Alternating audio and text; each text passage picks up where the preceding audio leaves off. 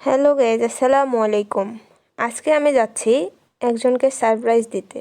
হঠাৎ করে প্ল্যান তো, তাই বেশি কিছু কিনতে পারি নাই। তো যা কিনেছি তা দিয়েই সারপ্রাইজ দেওয়ার জন্য চলে যাচ্ছি। পুরো ভিডিওটা দেখার জন্য আমাদের সাথেই থাকবেন, আশা করি অনেক ভালো লাগবে। সো আমি যে গিফটটা দিতে যাচ্ছি সেটা একটু জ্বালায় দেখলাম, অনেক সুন্দর লাগতেছে। তো আমি বাড়িতে এখন সেটা গিফট পেপার দিয়ে মোড়াচ্ছি। মোড়ানোর পর নিয়ে যাব। এম থেকে নিয়ে গেলে কেমন একটা দেখায় না, ওই জন্য একটু সুন্দর করে নিয়ে যাচ্ছি।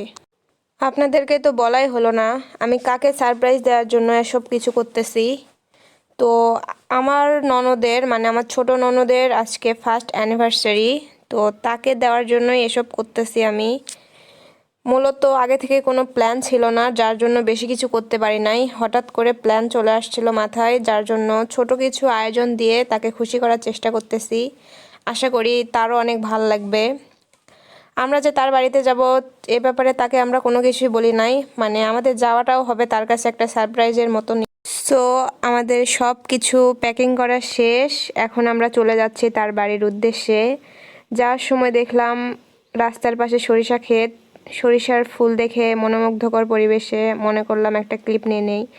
আপনারা যারা গ্রামে থাকেন তারা তো দেখতে পাবেন, আর যারা শহরে থাকেন তারা তো অনেক মিস করবেন। তো তাদের উদ্দেশ্যে আর কি এই শটটা নিলাম, আশা করি আপনাদেরও ভালো লাগবে।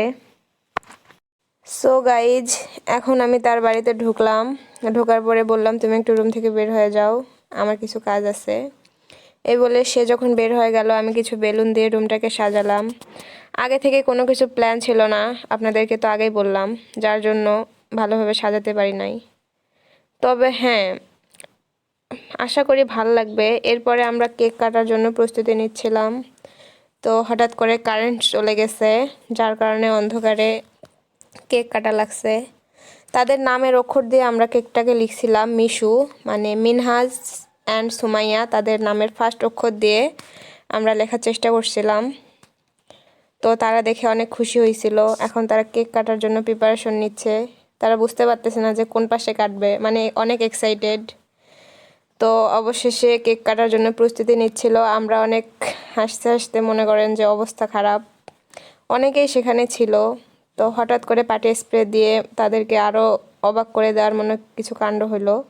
অবশেষে দেখতে দেখতে তারা কেকটা কেটে ফেললো এবং আমরা সবাই মিলে তাদেরকে উইশ করলাম হ্যাপি অ্যানিভার্সারি। এরপর দুজন দুজনকে কেক খাওয়ানোর পরে আমরা এই পর্বটা শেষ করে ফেললাম। তারপরে তার জন্য যে গিফটটা নিয়ে আসছিলাম সেটা দেওয়ার জন্য প্রস্তুতি নিচ্ছিলাম। তো অবশেষে গিফটটাও দিয়ে দিলাম। গিফট পেয়ে তারা অনেক খুশি, আর সাথে কিছু চকলেটও দিয়েছিলাম।